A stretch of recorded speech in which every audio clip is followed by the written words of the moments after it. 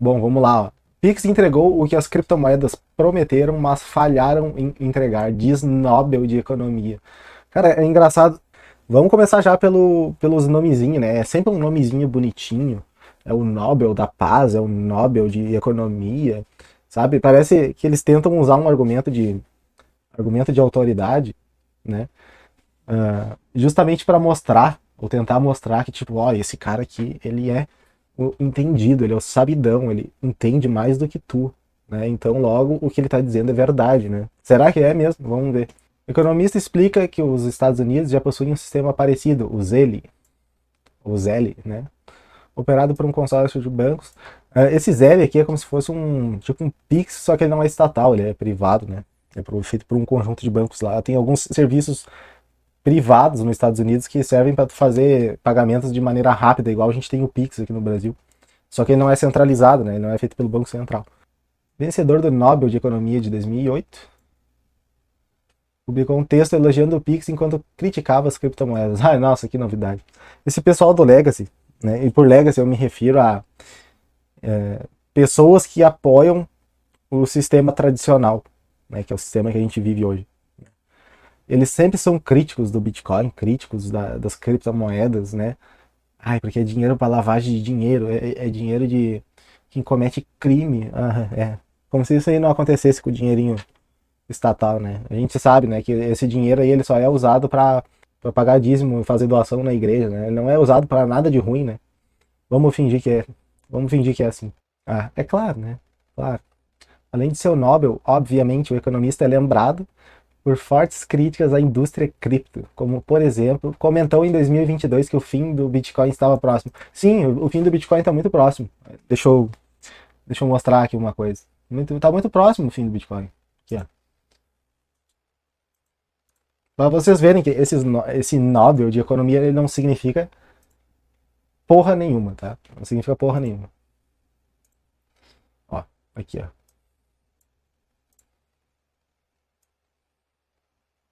Aqui o fim do Bitcoin. Ó.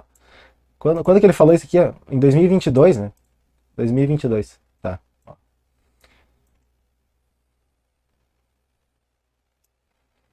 Aqui, ó, 2022. Provavelmente ele tava falando aqui nesse período, ó. O fim do Bitcoin, ele aqui, ó, desde o fundo fez quanto mesmo? Ó.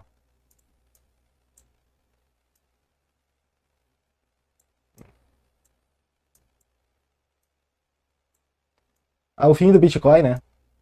Acabou o Bitcoin. Tô vendo aqui, ó. Quantos por cento desde o fundo do mercado? 586%, né? Quem acumulou naquela região ali só multiplicou o patrimônio por quase 6 vezes, né? Nossa, que merda, né? Que bosta de investimento. Quem é que é maluco de comprar Bitcoin, né? Realmente. Quem tá certo é o Paul Krugman, né?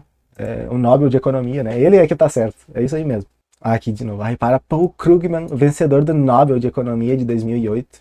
Os Estados Unidos estão errando e o Pix brasileiro é o maior exemplo disso. Deve ser assim. Vamos ver o que ele falou.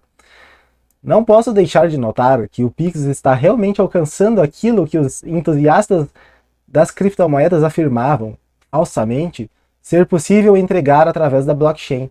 Baixos custos de transação e inclusão financeira.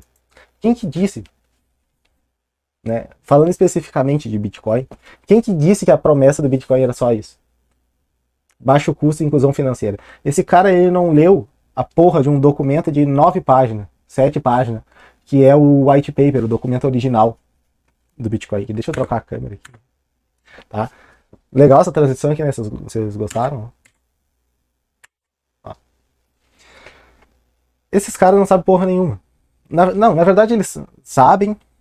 Eu me divido entre eles poderem saber realmente, né? E estarem apoiando voluntariamente o sistema tradicional. E entre também a segunda opção, que é eles estarem com a porra dessa cabeça atrofiada e não conseguirem aprender nada diferente, o que também é uma opção, né? Cara, baixo custos de transação e inclusão financeira. O Bitcoin não é só sobre isso.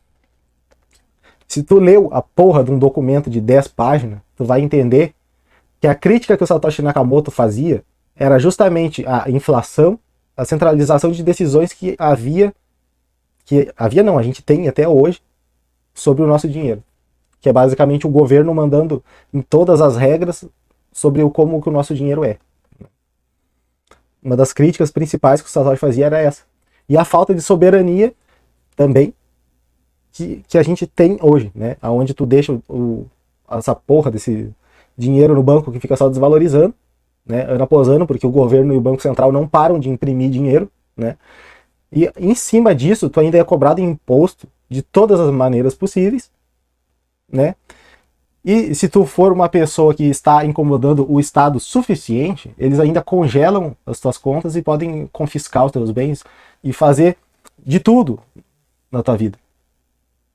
Certo? E o Bitcoin te protege exatamente de todas essas coisas. Que é isso que esse digníssimo aqui ou tá se fazendo de idiota, ou ele realmente não entende. Tá? De nada adianta tu ter um título bonitinho aqui, Prêmio Nobel de Economia, e tu não entender que esses problemas, essas coisas que eu falei, são problemas reais. Porque se fosse só uma questão, tá? Se fosse só uma questão de velocidade de transferência, aí sim o Pix realmente a gente poderia dizer que ele é melhor. Tá? Mas não é só sobre velocidade de transferência, porque se fosse por isso, qualquer outra criptomoeda também serviria. Inclusive ele fala aqui alguma coisa sobre as stablecoins, né? Eu estou me atendo mais ao Bitcoin. Ele faz crítica às outras criptomoedas também, que elas são realmente rápidas, mas todas essas outras soluções que o Bitcoin apresenta, elas não conseguem apresentar. Tá? E se é a questão de velocidade, tá? O Paul Krugman fala, se é esse o caso, a Lightning Network também existe, tá? Então, e tu faz a transferência na velocidade de um Pix nela. Tá certo? Então não adianta, tá? Não adianta ficar com essa palhaçada de porque é muito mais rápido, né? Ó, olhem o saldo aqui, ó. Estão vendo esse saldo aqui? Eu vou fazer uma transferência, vamos ver quanto tempo vai demorar. Copiei o endereço agora.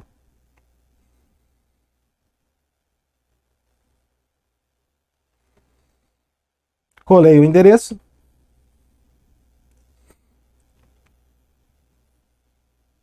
Eu vou tentar mandar aqui o equivalente a R$2, tá? Vou transferir dessa carteira aqui para outra. Ó, foi. Ó. Aqui tá dizendo que enviou. Vamos abrir a outra carteira para ver se já chegou lá. Viu? Não solucionou o problema de velocidade. A velocidade não era um problema. Aqui, ó. Tinha 8, equivalente a R$8 em satoshis, agora tem 10. Tá? Então, assim, esses caras, por isso que eu digo, ou é mal intencionado, ou eles realmente não entendem nada do que eles estão falando. Tá? Os caras são uns dinossauros, eles estão parados no tempo. Porque o que esses caras eles querem com CBDC, tá? É controlar a tua vida. É isso que eles querem fazer, né? Porque aqui ele fala, né? Olha só. Mas e quanto à possibilidade de criar uma CBDC parcial? Poderíamos manter as contas bancárias privadas, mas fornecer um sistema eficiente e público. Sistema eficiente e público, cara. Desde quando que algo público é eficiente? Me fala uma coisa, principalmente aqui no Brasil. Poderíamos sabermos disso porque o Brasil já fez isso. Ah, sim, claro. O que os republicanos realmente temem com razão é a possibilidade de muitas pessoas prefiram uma CBDC a contas privadas e stablecoins. Em geral, qualquer tentativa de criar uma CBDC completa enfrentaria forte oposição da indústria financeira. A CBDC é um inferno na Terra. E esse cara tá apoiando essa merda. É por isso que o governo do Donald Trump está tentando fazer a proibição das CBDCs nos Estados Unidos. CBDC, para quem não sabe, tá? É basicamente a moeda digital. É quando tiver a digitalização total da moeda e aonde vai ter contratos inteligentes, tá? O que seriam contratos inteligentes? Seria caso, vamos dar, por exemplo, um exemplo de um carro que está sendo vendido, tá? Eu, como comprador do carro, e tu como o vendedor do carro, eu posso fazer a transferência para ti, né? Através desse dinheiro digital do governo. Aqui a gente tem o Drex, né? Vai ter o Drex. Eu espero que nunca aconteça. Eu espero que esse projeto fale miseravelmente, tá? Mas vamos dizer, tá? Vamos dizer que a gente tenha o Drex aqui. Teoricamente, através desse contrato inteligente, o que seria possível? Tá? Que eu transferisse o dinheiro para uma carteira, tá? E esse dinheiro ele só se liberasse dessa carteira e fosse para a carteira do cara que me vendeu o carro, depois que a condição que seria a condição programada fosse de que ele tivesse transferido os documentos e transferido o carro para o meu nome, certo? E aí, de maneira automatizada, o dinheiro ele sairia dessa carteira e seria transferido para o cara que me vendeu o carro. Ou seja, é um dinheiro programável, né?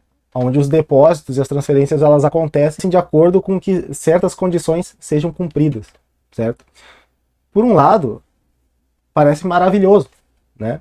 Parece maravilhoso, porque isso traz uma facilidade e uma segurança em certas coisas que as pessoas elas vão ficar maravilhadas. Acontece que esse tipo de coisa pode ser usado para controlar a tua vida completamente. Já pensou que legal? Ah, mas isso aí é teoria da conspiração. Tu é louco. Ah, eu sou louco. Vamos ver se eu sou louco mesmo. Ele faz track Prestem atenção no que esse cara tá falando. no Brasil, não precisa resolver o problema de pagamento instantâneo, porque o Pix já resolveu. O pagamento cross-border tem muitas dúvidas se ele vai resolver de fato, porque para resolver de verdade precisaria ter o CBDC do dólar, né? Precisa ter o dólar digital. Mas ele pode resolver a questão do dinheiro. Por pagamento cross-border, o que esse cara aqui tá falando, que inclusive eu não sei quem é, mas o discurso dele é podre e é nojento, não presta.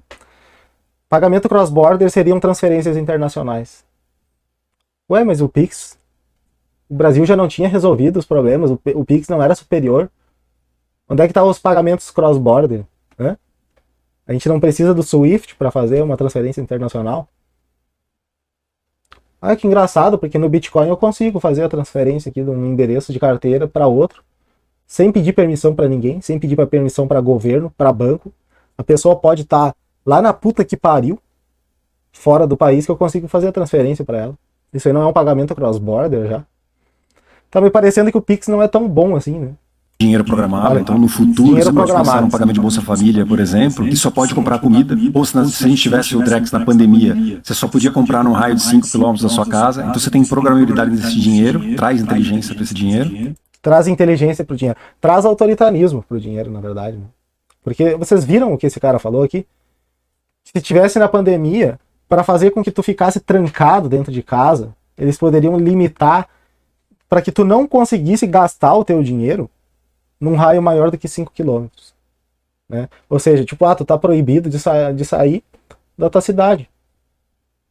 Certo? É isso que esses caras querem, eles querem controle sobre todos os aspectos da tua vida. Controle, tá?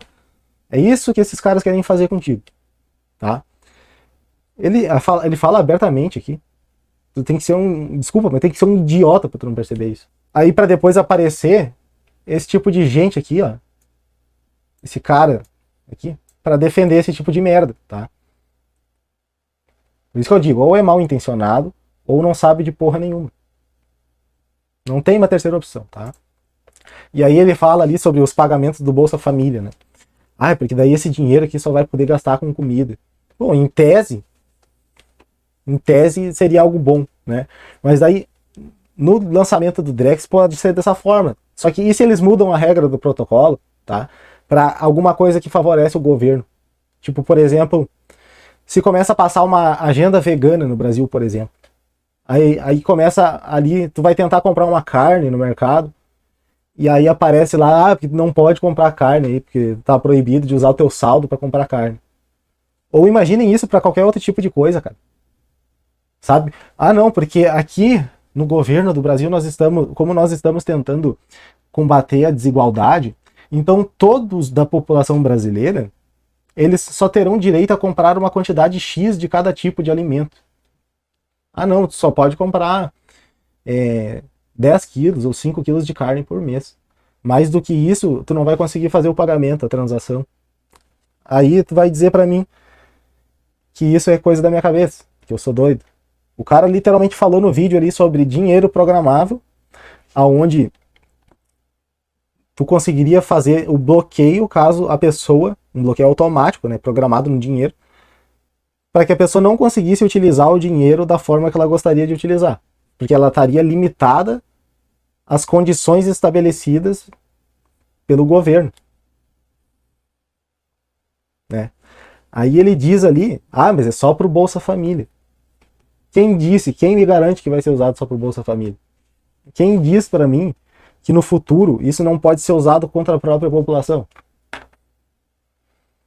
Se está tendo um protesto, por exemplo, tá? Um protesto onde as pessoas estão se organizando, indo de carro ou indo de Uber para o protesto, e aí o governo decide simplesmente travar o tipo de pagamento onde tu teria que usar para comprar combustível. Eles proíbem todo mundo de comprar combustível, ou te proíbem de conseguir fazer o Pix para dentro do teu aplicativo do Uber, para que tu não consiga te locomover, né?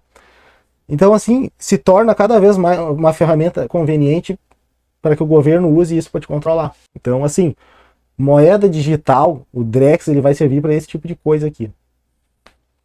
E aí acho que você pode fazer mais coisas. E fora que, se você traz um dinheiro programável como esse do Bolsa Família, quem vai estar comprando naquela lojinha que só aceita dinheiro e provavelmente está fazendo evasão fiscal, vai ter que aceitar o Drex. Então você trabalha na evasão fiscal também. Então tem várias coisas que a gente vai conseguir. Ele fala, cara, por que esse tipo de cara aqui, ele consegue falar todas essas coisas com tranquilidade?